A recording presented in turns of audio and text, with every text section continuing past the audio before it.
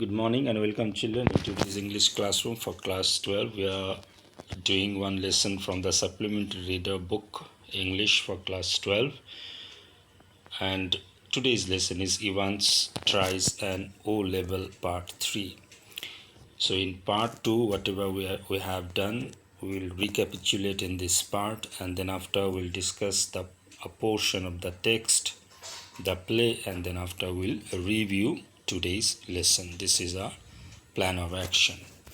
Now let's start the theme first. The story Evans Tries an O Level, written by Colin Dexter, is an interesting story depicting how a prisoner called James Smith befools all the officers of the prison to escape under a well laid out plan.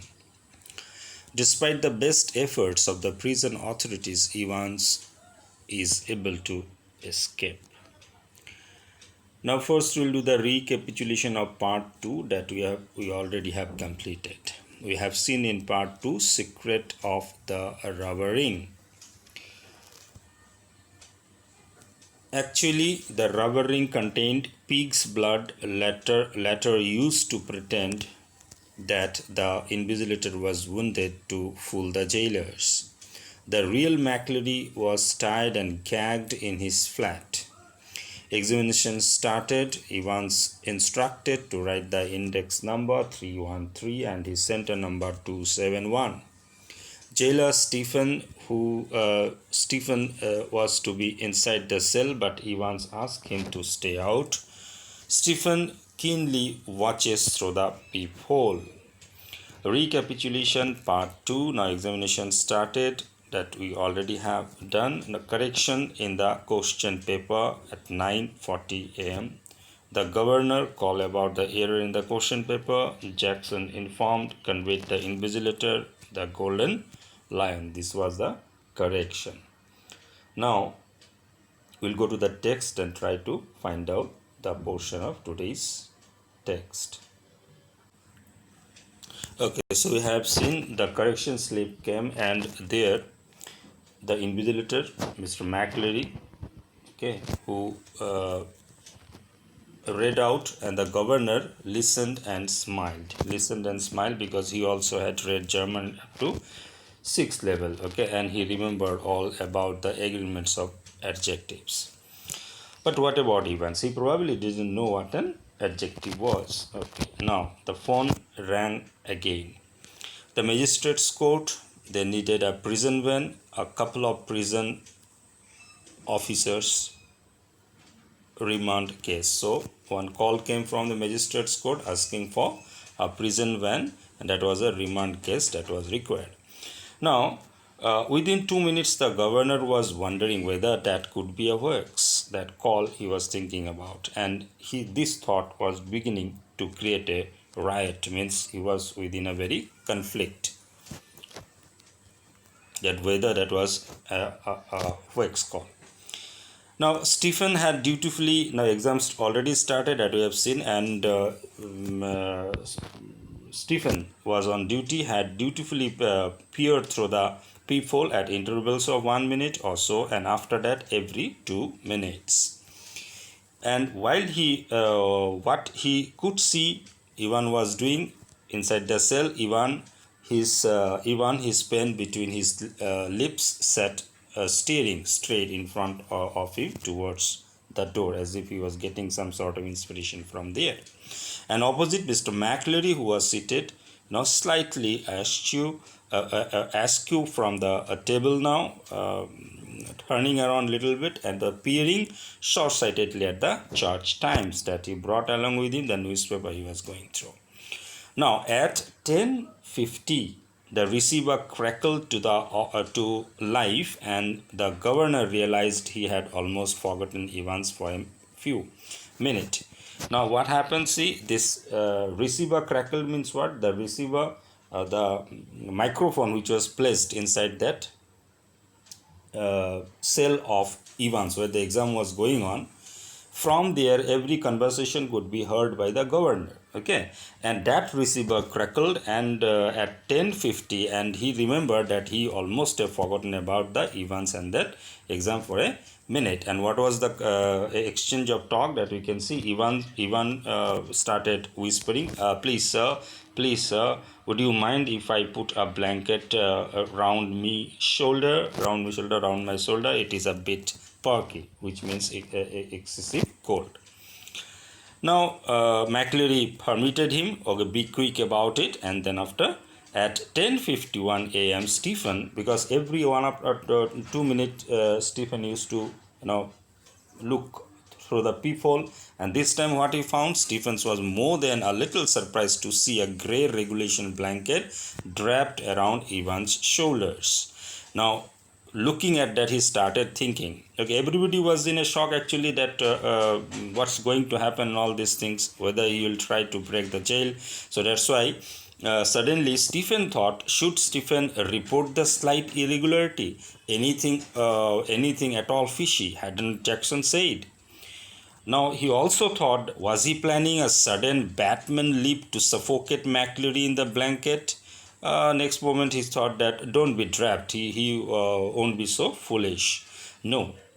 Then after he convinced himself that okay, there is no heating either during the summer month and it could be quite chilly in some of the cells, and that's why Stephen decided not to react to that.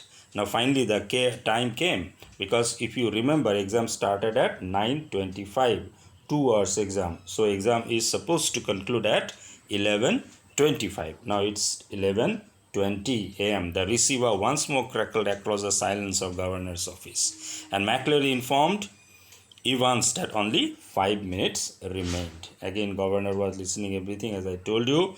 So he informed that 5 minutes left, and at 11:22 a.m. Now this is most important part. The great twist is going to happen now. At 11:22 a.m., Jackson shouted along the corridor to Stephens. The governor wanted to speak with him. Hurry, man. Next, Stephens himself was to accompany McCleary to the main prison gate. This was the order he got.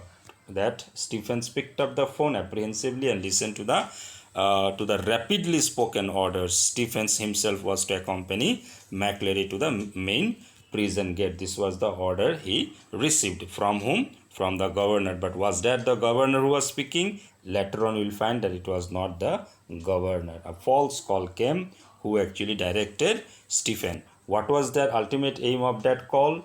To actually, if you see, 11:22, that last 3 minutes were the crucial one.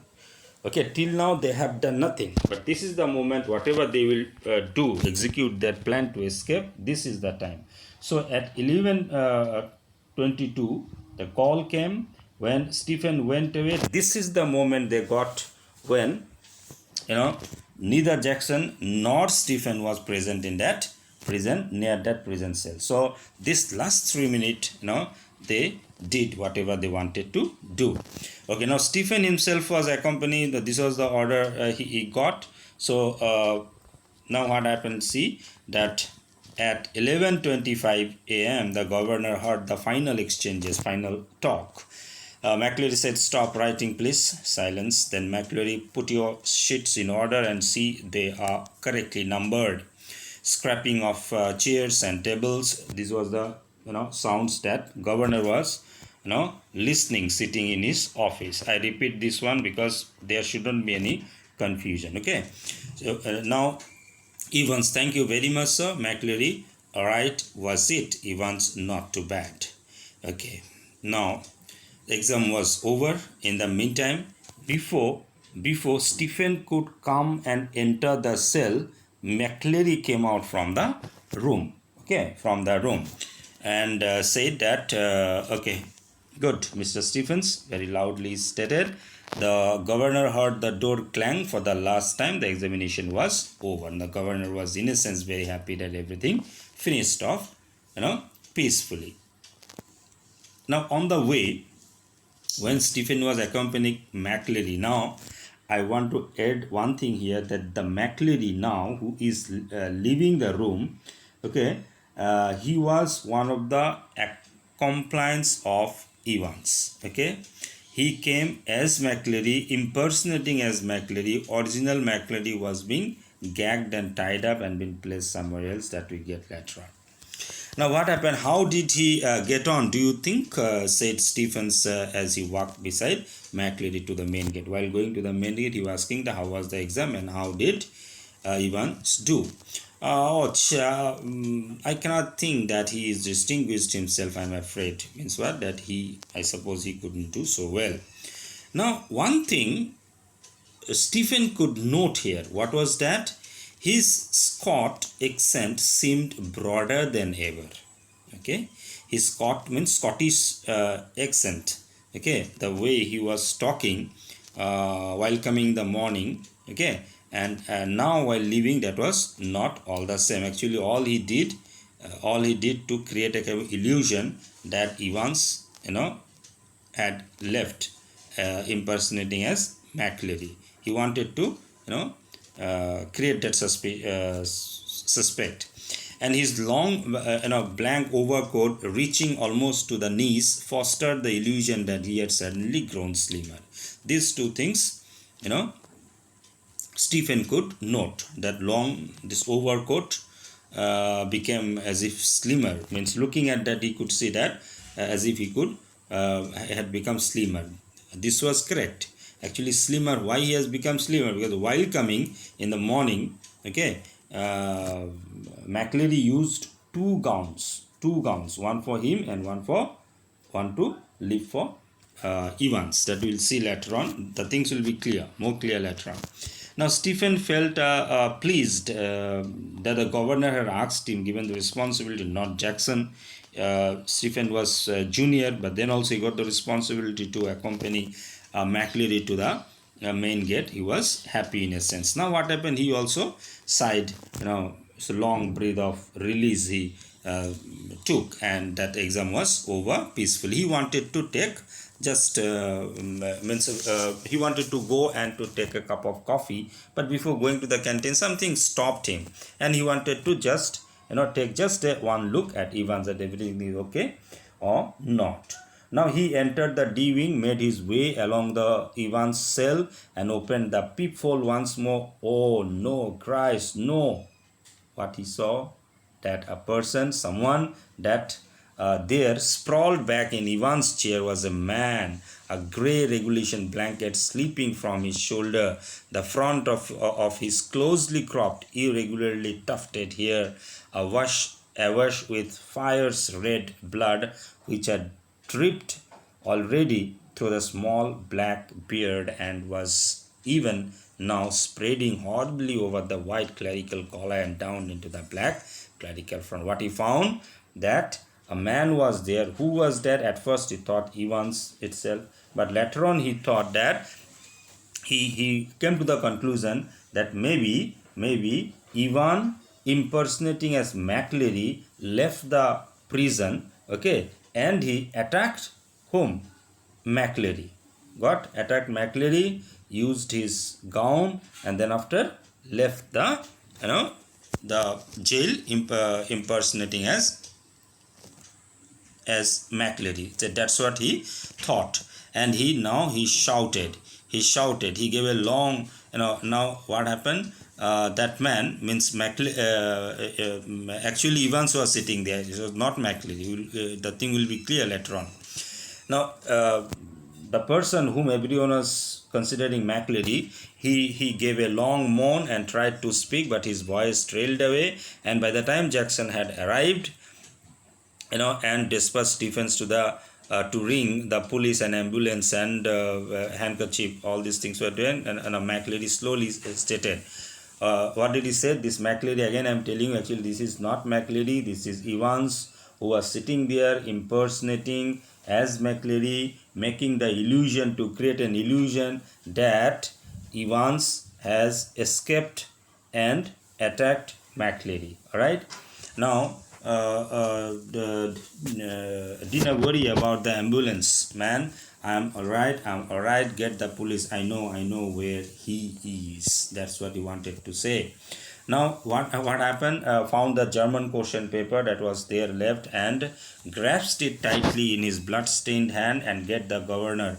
I know where he said that, call the governor I want to say something. Something is written here. If you see, you will understand that where he has gone. I know he once, left the place, left the jail, and where he is, I know.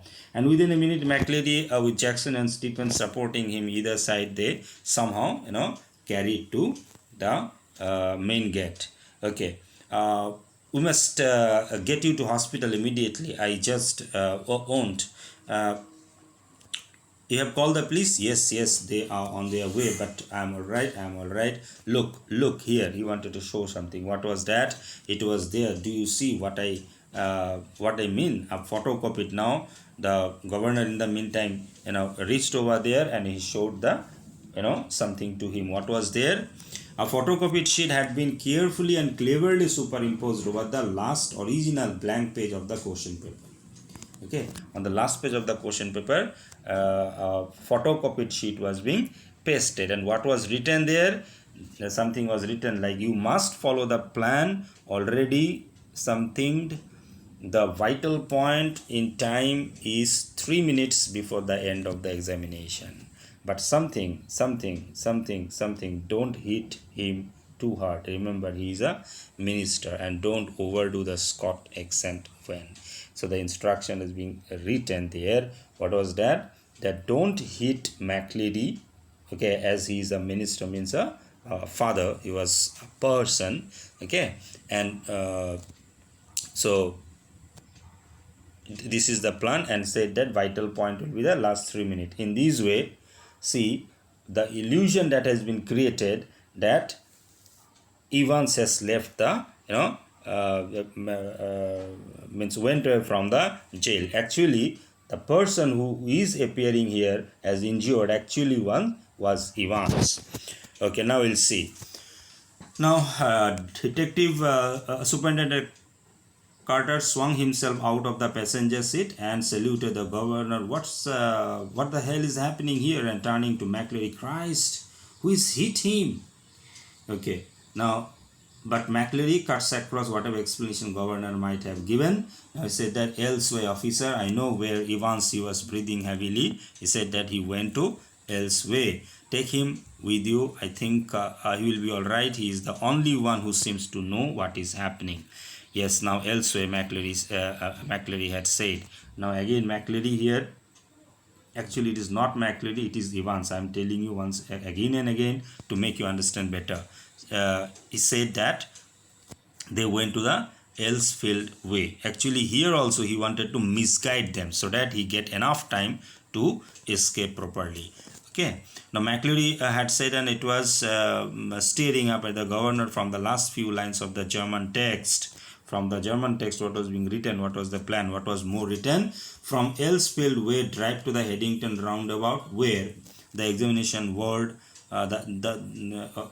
yes, of course. Now, where Elsfield has been seen by the governor, now he tried to relate the thing that the examination, actually, what is the illusion been created, that correction slip that came, that there only the means that direction was given, that what is to do and how to escape. Now examination board was in Elsfield way, and someone from the board must have been involved in the escape plan. Okay, from the very beginning, the question paper itself, the correction slip. Now the governor is of this opinion. Now the governor turned to Jackson and Stephen. I don't need to tell you what has happened, do I? He was very angry now. And which one of you two morons, stupids, who took Evans for a nice little walk to the main gate and waved him bye-bye? Now he talked that who went along with them. It was me, sir, stammered Stephens. Just like you told me, sir, I could have sworn. What? Just like I told you, you say? What the hell? When you rang, sir, you told me to.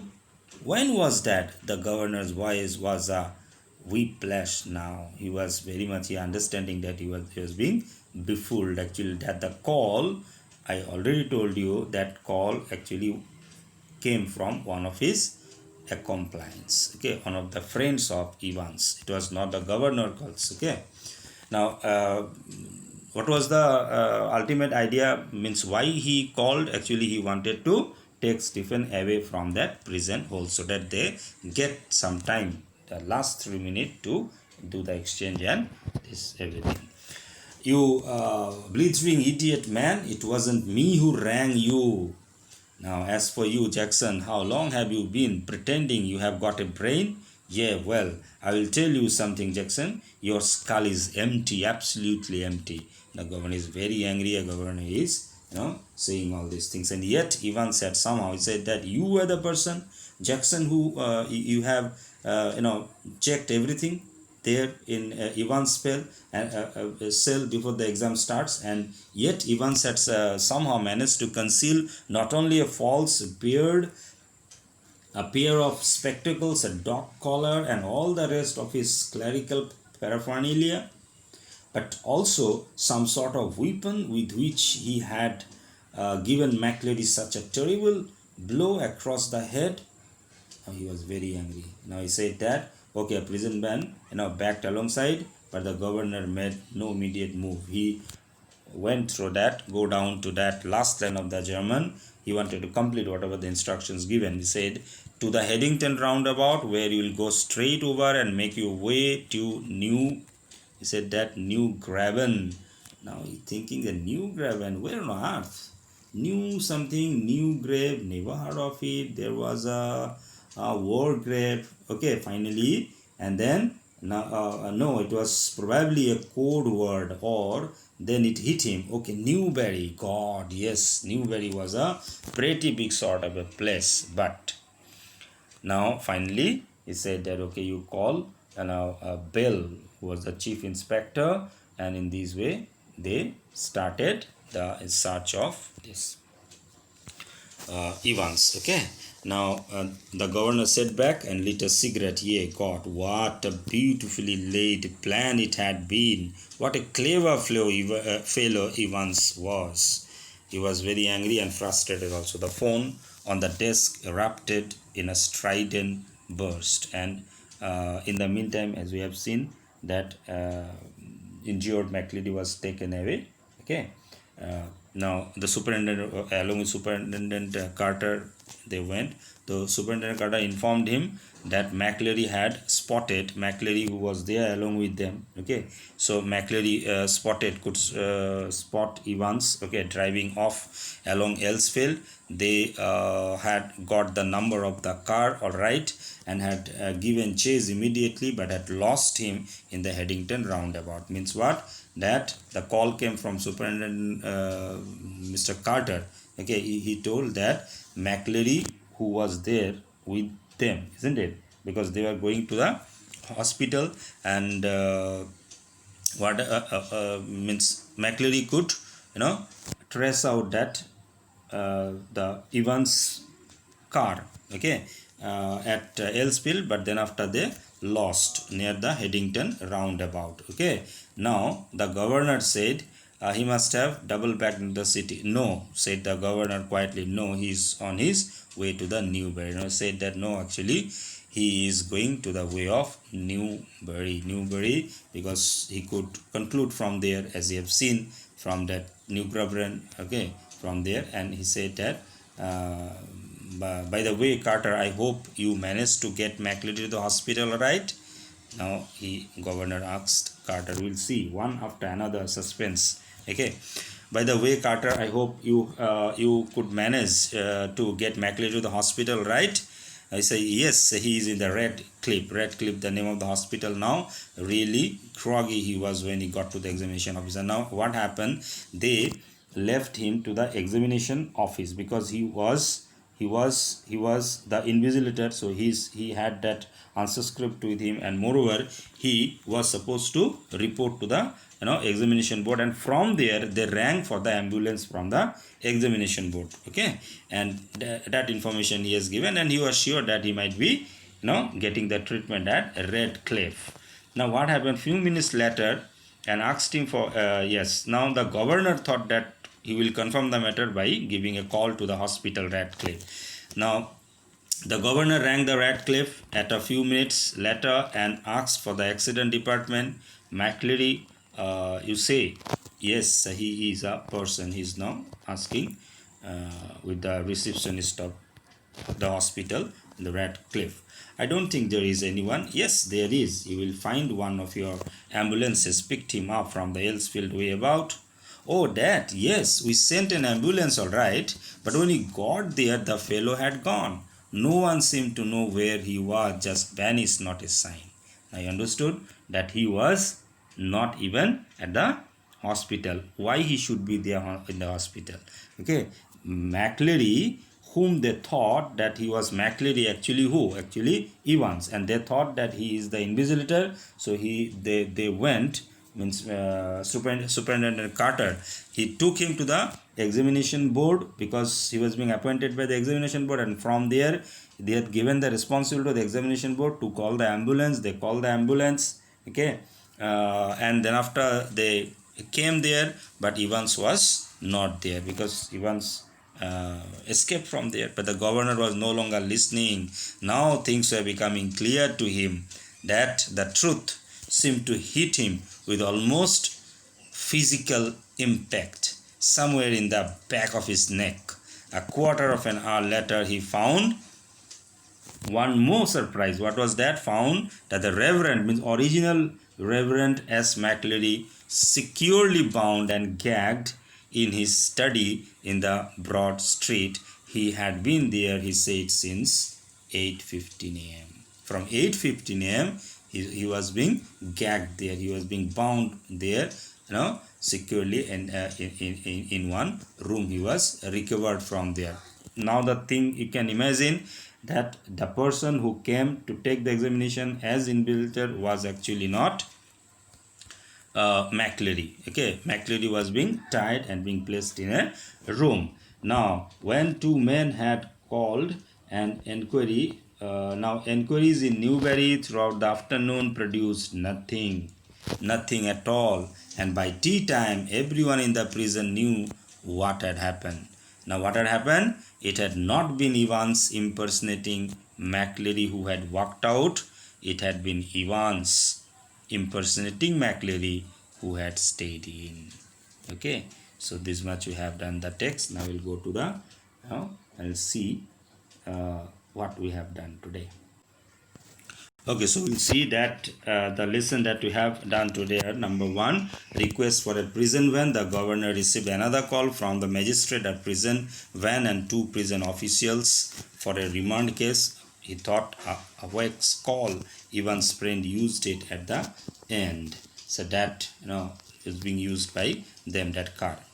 Stephens keeps his watch. Now Stephens is very alert. McCleary always reading the newspaper with his finger hooked on the back of his collar.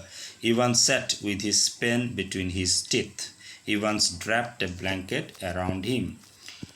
Now a call for Stephens 3 minutes before the examination is over. A call for Stephen came to accompany McCleary to the gate and checked Evans' cell properly locked.